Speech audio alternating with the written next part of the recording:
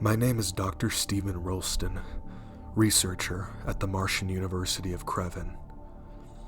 What follows aren't really, research notes, as much as they are, a way of keeping me sane. I need them to truly grasp the magnitude of our discoveries, to keep the order in my mind, if you will. For as long as historians could remember, humanity had been searching for their God, but to no avail. Despite several millennium of searching, no deity was ever found. This never became a real issue, though, until the late 22nd century, when we invented the ships needed to explore space outside of our own solar system. The telescopes required to truly peek far into the universe, and technology allowing us to drill deep into the earth. Humanity had turned their eyes to the skies and to the planetary depths to look for answers. Neither heaven nor hell was ever found, however. Throughout the 23rd century, the disappointment grew, and a new church rose. Their priests preached about a dead God, believing that ours had somehow died. The religion had its major breakthrough in 2267, and by 2300, they had already converted over a third of the people to this new belief. The necrotic church, as it were, had more power than it could ever need, and grew stronger every single year. My story begins a good 20 or so years later, however, with me waking up for another day of research. I aimed to find the definitive answer to the age-old question: where is God? I refuse to believe he died. August 24th, 2322 AD. I decided to visit the observatory today. My research had been stale these past few weeks, and I felt as though I could use some new insights. There's only so much one can learn from the history books, after all. It always strikes me as odd, though, whenever I talk to the scientists there, how we still have not discovered intelligent life. This, in spite of our technological prowess and our planet colonizing habits. I feel it would be a solace, though. I guess I just don't want to be alone. I mean, that probably goes for all of us. To be honest, I would already settle for a few ruins, maybe some scriptures, anything but the animalistic species that dominate every habitable planet we come across. But I digress. There actually was an exciting new discovery made, which my colleagues there told me about. They discovered a new species of gaver-like creatures, albeit with more flexibility in their claw-like fingers, deep in the bush forests of Titan Major. Apparently, the beasts had exhibited an irrational fear of the explorers, but that wasn't the strange part. Although the creature's scientific name, Videns Titan Arashiro, displayed no exceptional cognitive abilities, they had somehow crafted numerous human-like statues out of the thin wood found there. The statues vary greatly in size, from a few inches to close to 10 feet, but apart from gender differences, they're almost exactly the same. I don't know what to make of it. Adam and Eve? Eden? I think I need some sleep. August 27th, 2322 AD. I received a message from Gerald as I woke up today. He urged to call me back right away. Apparently, he had been trying to reach my cell all night. After all those years, he still didn't remember that I couldn't sleep with that thing turned on. Not that it mattered much these past few nights. My research doesn't let me sleep, and even if I do fall asleep, I have to face the nightmares. I won't be writing those down here, though, as I figure it's best if I just forget about them. But again, I digress. Eager to catch up, I called Gerald during breakfast. I didn't think too much of his calls during the night because he'd done that so much before. "Good morning, Dr. Stir. I hope you slept well," I began. "Well, are you alone?" He promptly interrupted me. Yes. Yes, I am." "Good. Well, Dr. Ralston, I have some good news for you," he said, sounding like his old self again. "If they haven't brainwashed you yet, of course." "They do try," I laughed. "What news do you have?" You should come back to Earth, Stephen. At least that church doesn't control everything here yet." He explained to me how there was a whole community of like-minded scientists in Tokyo, some of them atheists. Gerald gave me a contact number of one of the Martian members. From what I understood, the scientists were split into two research groups. One branch aimed to find heaven, or any sign of God in the galaxy, and the other held on to the belief that God lived inside all of us. It is a shame that I know Gerald to be a firm believer of the latter, for it will be a pleasure to work together again. Searching the galaxy sounds like a much more exciting prospect, however. August 30th, 2322 AD. "Church confiscates alien artifacts," read the heading on the news website today. Can you believe that those priests actually did that? I mean, the first alien craftsmanship that we ever found, and they're claiming it, and probably burning it too. No scientists will be claiming those wooden statues. On a more cheerful note, I finally met the other scientists Gerald had told me about. The Martian chapter operated in a state-of-the-art research facility on the crater plains near Creven. I was able to explore the entirety of it with chief researcher Dr. Havard as my guide. He explained to me how they had found several rich benefactors, mainly older religions, to take care of the financial aspect of their research. Most of the funding was used on the observatory, however, and it was magnificent. The telescopes were unlike anything I had ever seen before, both in scale and effectivity. Furthermore, Dr. Havard assured me that those were not even the most advanced models that they had. In the hallway stood a number of brand new telescopes still wrapped up in their packaging, and several parts of a legitimately giant one laid scattered across the floor. I also took the opportunity to ask him about the news I heard today. Though, now, I wish I had not. You heard the news today?" I asked, about the church's latest confiscation.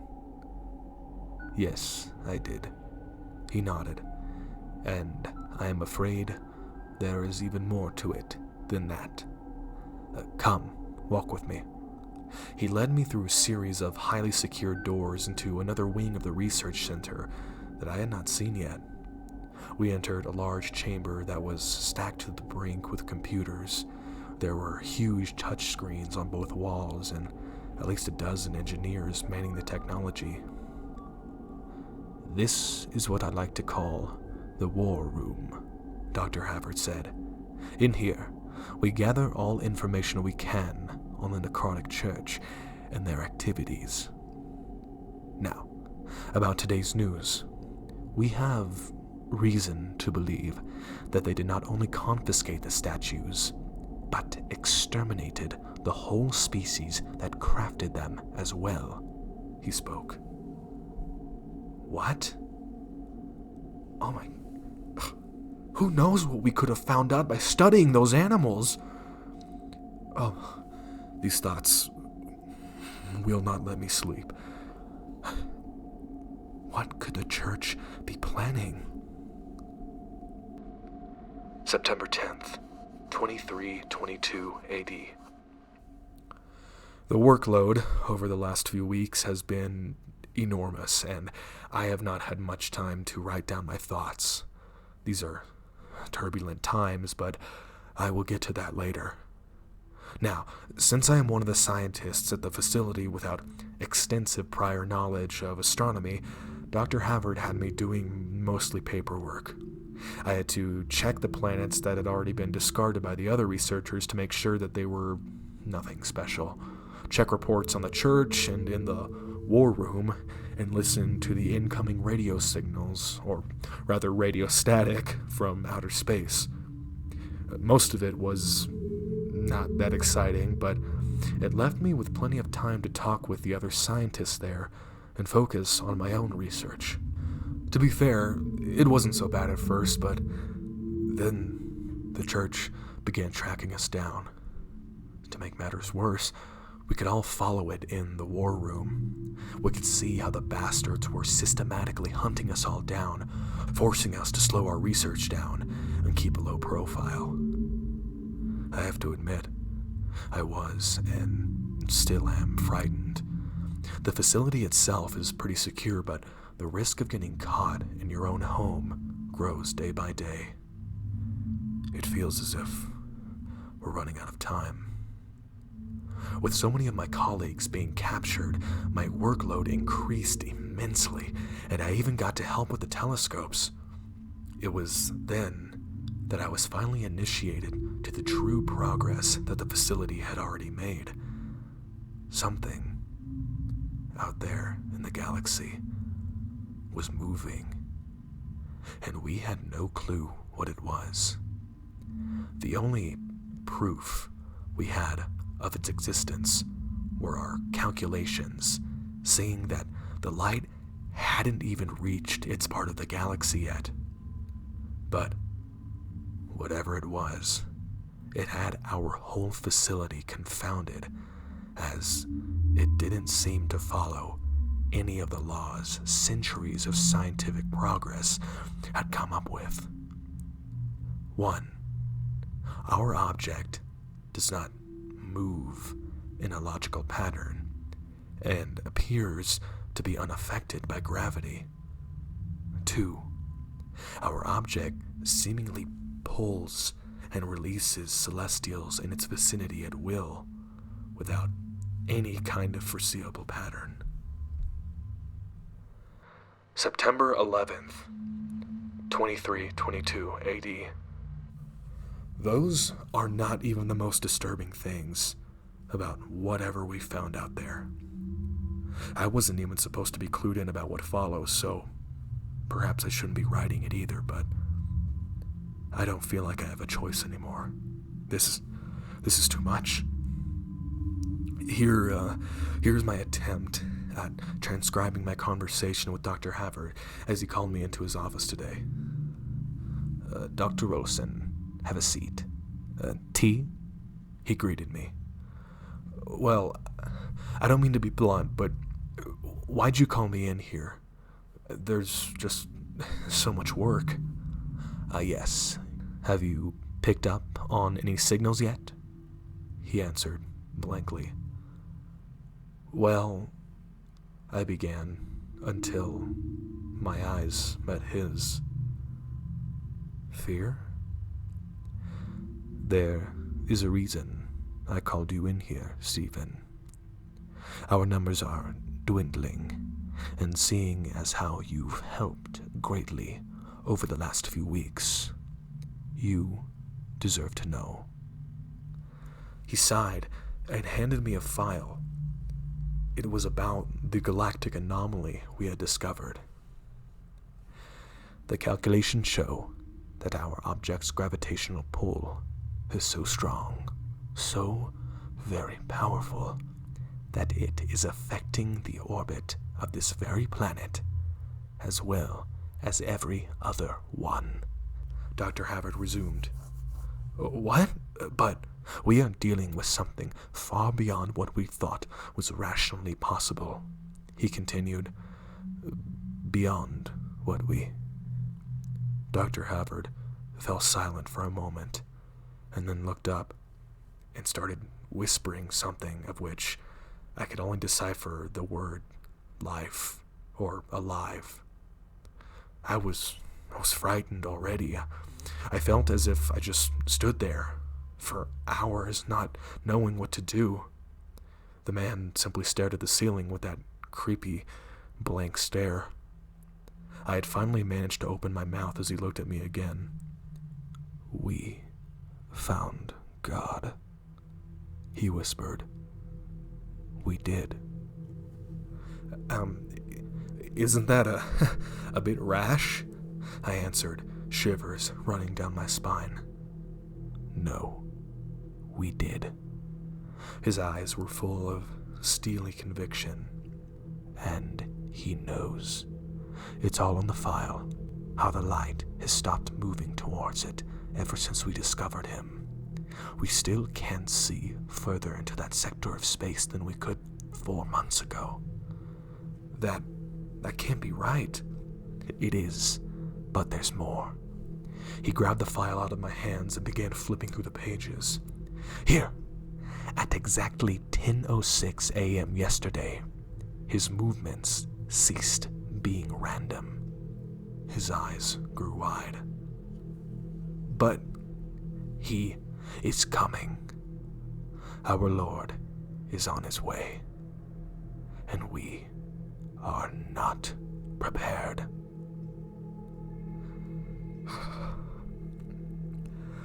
I must remain calm and focused. I must be calm and focused. I am calm, and I am focused. I am so. Am I? September 12th, 2322 AD. As was to be expected, I barely slept tonight. In the morning, I couldn't get up though, and it was not until noon that I finally admit that I would not find the answers in my own home. So many questions kept rushing through my mind as I checked my email during breakfast. Surprisingly, Gerald had sent me a document overnight without any further information.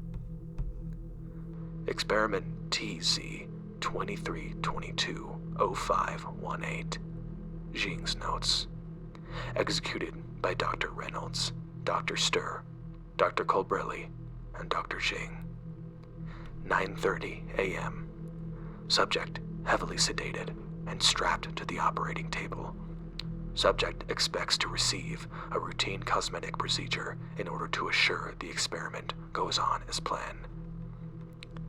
9:41 a.m. Subject's cranium carved open and electrodes applied. Shocks are being applied at regular intervals. Subject displays no visible signs of stress or duress and appears to have entered the desired semi-comatose state. 10:18 a.m. Subject grunts and mumbles intelligibly. Intensity of shocks is being amplified. 10:34 a.m. Subject's rambling loudens and twitching now occurs.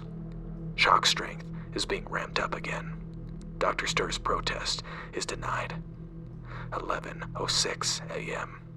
Subject suddenly stops moving and goes silent. 11:13 a.m.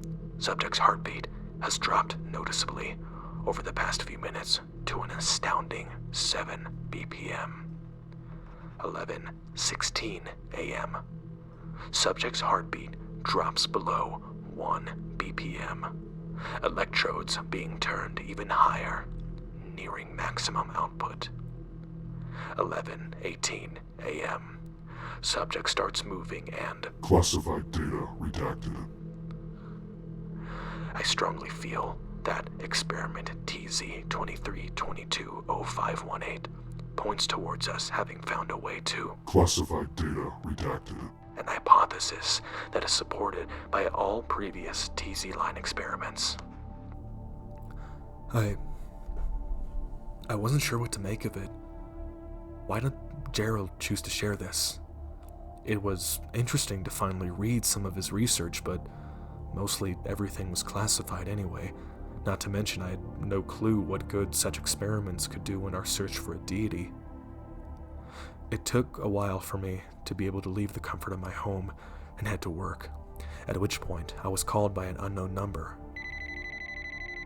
Reluctantly, I answered the call. Hello? Who is this? Steve, listen up. I don't have much time. Gerald? What? Did you read the file that I sent you? Yes, but I'll be in Creven tomorrow night. You need to meet me at the Pelican on Desmond Square at exactly 8 p.m. Gerald, what the hell? 8 p.m., Steve. You have to be there. Gerald? Silence. What is going on? Any answer will do. Then, when my stressed out self finally got to the research facility, there was no one there. Not a single soul. I carefully walked through the empty hallways as the lights lit where I went. In my mind, there lurked something behind every corner I took. I checked my cell. No calls, no messages, nothing. Moreover, Dr. Havard wouldn't even answer his. I tried calling my other colleagues, but none of them picked up either. Strangely enough, however, most of the systems were still up and running. All of them were seemingly working towards identifying the entity rushing towards the Earth. I had trouble understanding the huge chunks of data most of the screen showed without Dr. Havard, though. There was one screen that did catch my eye, however, a big one in the center of the room. It showed the entity itself and the insane speed with which it was racing towards us. The thing was hidden in a black cloud, and the images weren't sharp, but I could see it nonetheless. I could see the dark tendrils protruding from the smoke, and the thousands of eyes it seemed to have. This cannot be God. This moon-sized monstrosity, it couldn't be. I fear for the others. I truly do.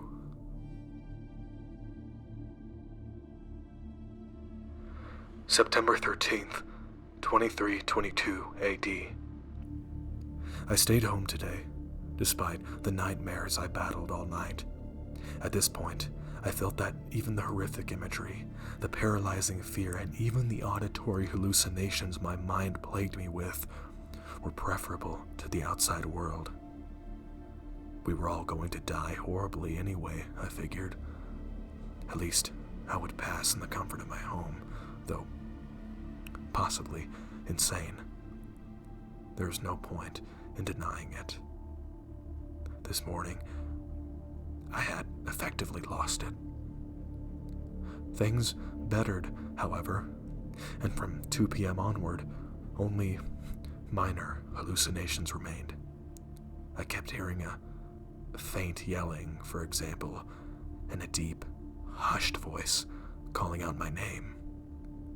Now, psychiatrists probably would not agree with my analysis, but I blame it on a lack of sleep. What was a lot more worrying was that I had still not heard anything from the research facility. Oh well, I figured I should try focusing on other things. I switched on the television to distract me for a while. The channel offered me a dozen different documentaries to pick from, and I picked the one about the growth of London as the first multi-layered metropolis. Anything to keep my mind occupied. Why was the clock ticking so slowly? The documentary itself was not incredibly interesting. Patrick Searin tried his best to have an exciting trip through the city, but everything just seemed bleak and gloomy, and it had an effect on him as well. His demeanor grew more depressed and joyless by the minute, and that was not the only thing that changed, unfortunately.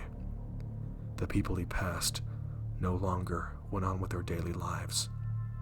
They dropped whatever they were holding and watched with dark, hollow eyes. It was not long until Patrick realized this too. It would appear some of the citizens here have taken a dislike towards foreigners, but I am quite sure that... He paused. Oh, you are here, he spoke as his eyes turned black. Then they all began staring straight at me as more and more people entered the screen. What the hell is going on? Christ, save me. Save me, Christ. Save us all. Save us now. Why? Why? I only remember switching off the television and running outside in a moment of primal fear. There is no memory of how I got to Desmond Square hours early, 16:37 p.m. But at least the voices are gone. Whatever it is that is haunting me, I'm sure that it will not strike me here with all these people around. One of them was Gerald. Oh God, he was pale and thin, having lost at least 30 pounds, and he looked up to me, tired beyond belief. I had a feeling you would be early. You've always been curious, he said. Come walk with me. I followed him as he walked towards the park. Did you read the notes that I sent you? They're important, but horribly incomplete, as you could probably tell. I want to tell you what we found, because someone has to know. You're not going to make the research public? I asked him. They would never let us. My entire team is dead, Stephen. The church killed them all. Why? What did you find? They believe we might have found God, Gerald said bitterly. Did you? I fear not, but believe me when I say that not a moment goes by that I hope we did. We found something, though, but you'll just have to take my word for it, as all of our research has been destroyed. He left a dramatic pause for a while. We have discovered an entity that dwells within all of us, seeing what we see, hearing what we hear, and ever so slightly controlling what we do. We made first contact with it during the experiments I sent you. It would appear that the constant shocks we applied on our test subject had awakened it. We tried communicating with it, but soon our limbs were no longer our own. We were forced to kill the subject and report all of our findings to the necrotic church.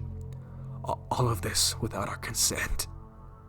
He sighed and sat down with slouched shoulders. I don't even know if I chose to tell you this, or whether this all of this fits in with this thing's master plan. We just sat there for a few minutes, until I finally knew what to say. So, does the church think you found God? I doubt it. I think they just don't want our research to get public. Not even those lunatics could incorporate that in their beliefs. Imagine what it would do to them if God turned out to be alive and almost tangible. Then What can we... He grabbed me by my shoulders and stared straight into my eyes as panic reigned in his pupils. You must listen. Do you realize what we are dealing with here? Everything we've ever looked at, everything we've ever cared about might be a lie. He started talking faster and faster. The reality we breathe, that we think that we live in, is warped, twisted beyond our comprehension. Gerald, listen to me. You need to calm down. We can't know, Stephen. We can't be sure anymore. What? What can't we know? What lurks beyond the edge of our perception, Gerald whispered with an empty look in his eyes. Gerald, snap out of it. Do not trust anything, Stephen. Gerald suddenly took a step back and reached inside his pocket to take out a small handgun. I remember yelling, "No!" like they do in the movies. I remember the blood, the gunshot, and me running away. Gerald died today, and I have a feeling that he will not be the last.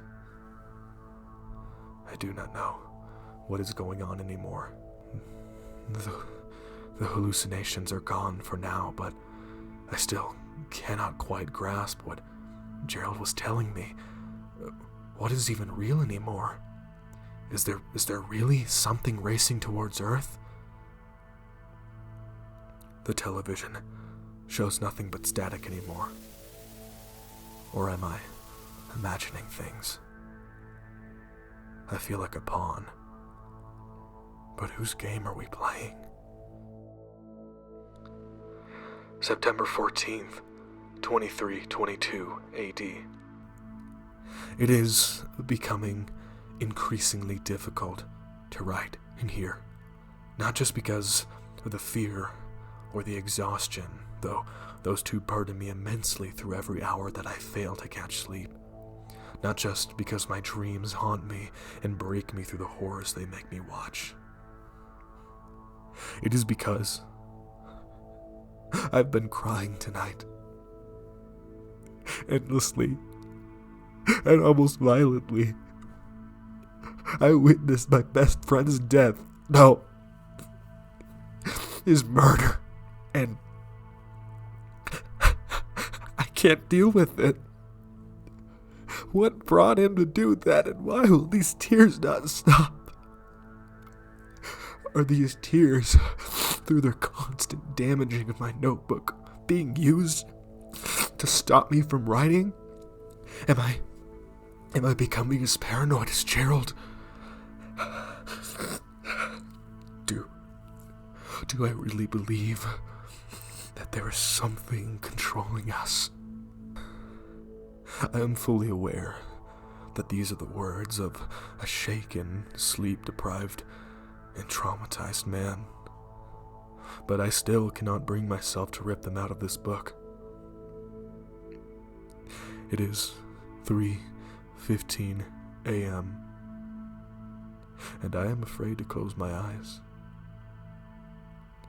I must have fallen asleep eventually, because I do partially recall a dream that I had. While some parts are vivid, others seem to have been oddly blurred out. Is there no place that I am safe? My dream began with me standing in the middle of a field, surrounded by a tall brick wall a few meters away from me. It was night, but I could see no stars.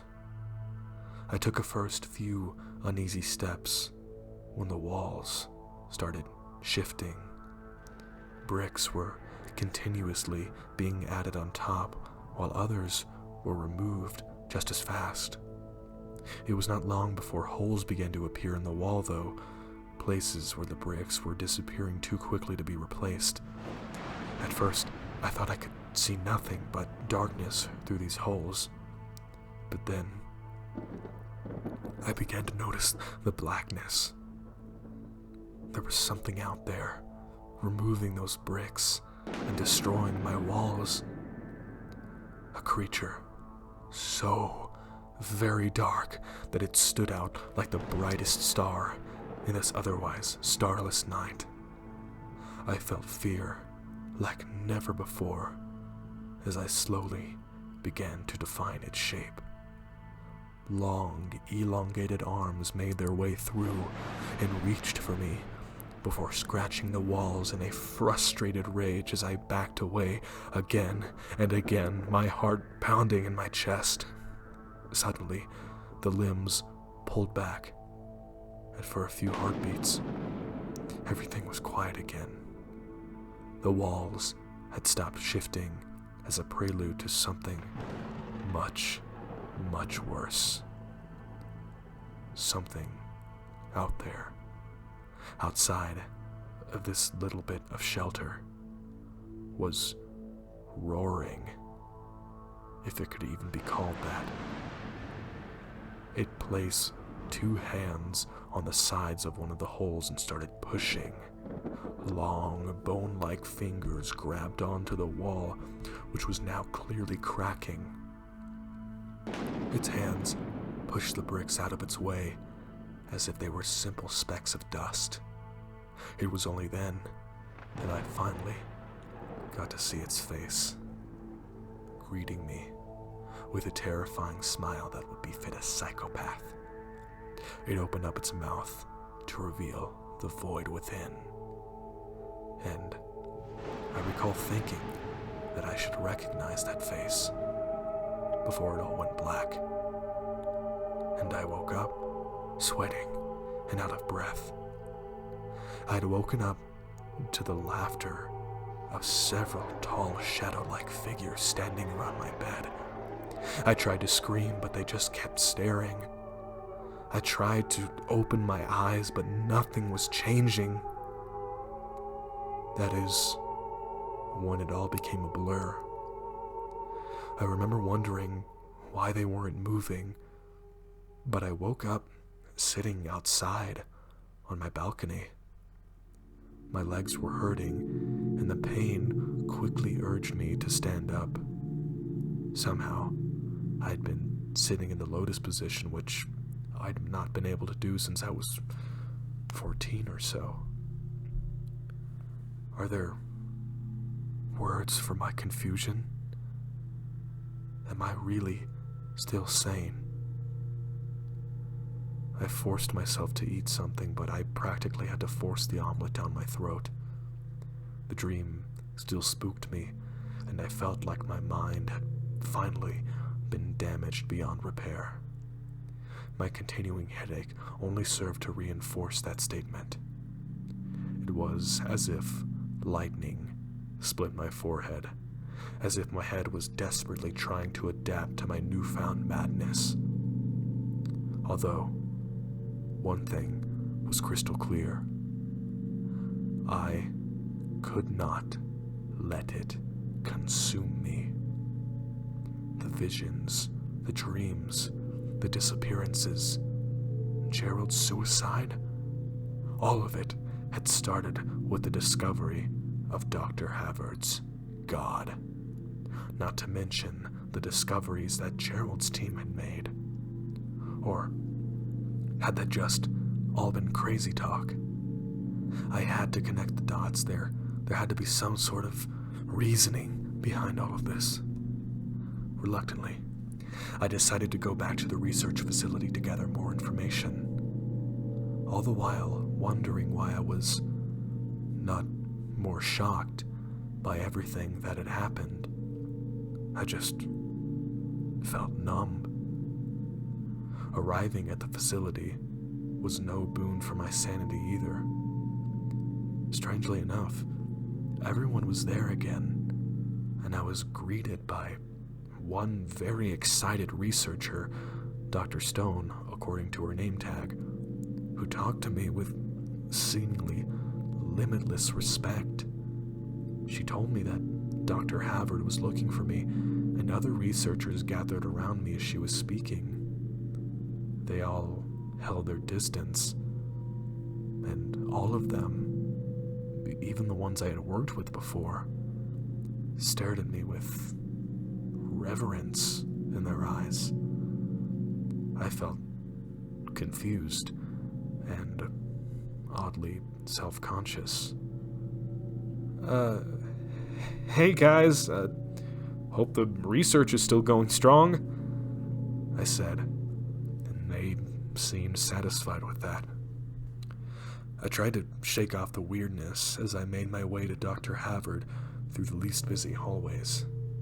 There were still 0 answers. Just 2 days ago, this place had been abandoned. I shivered as I knocked on Havard's door. "Steve, good to see you. Let me get you some tea." Dr. Havard pulled back a seat for me and immediately put a hot cup of tea in my hands. Perplexed as I was, I couldn't help but notice that he had put me in his very own comfortable desk chair, which had been specifically made to ease the strain on his aching back. Meanwhile, Dr. Havard sat on the ordinary office chair, usually reserved for guests. I could see that same reverence in his eyes as well. What was going on? It was a question I found myself asking all too much these past few weeks. I had to try and get my answers. Why have I not heard from you? This whole place was abandoned just 2 days ago. He nodded thoughtfully. Yes, we were receiving our visions too. Our Lord really did make it all clear, didn't he? Our Lord?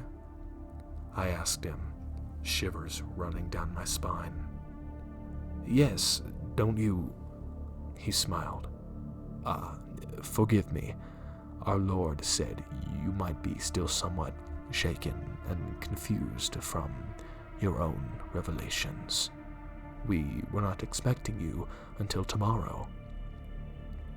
You all had those visions too? Those dreams? Everyone here had them? Well, I don't think they were exactly the same. I saw some very personal things, and I'm sure the others did too.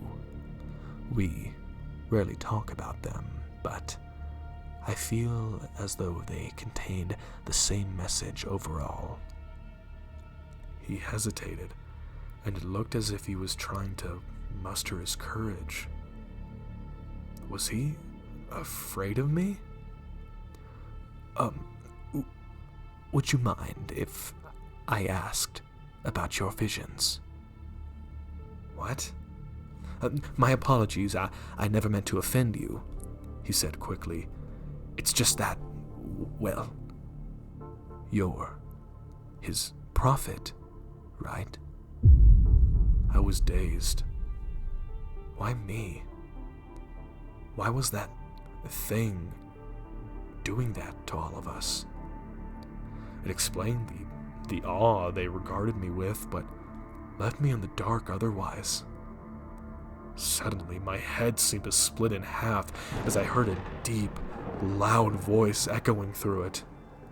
An imposing voice that could only be described as ancient. You finally come.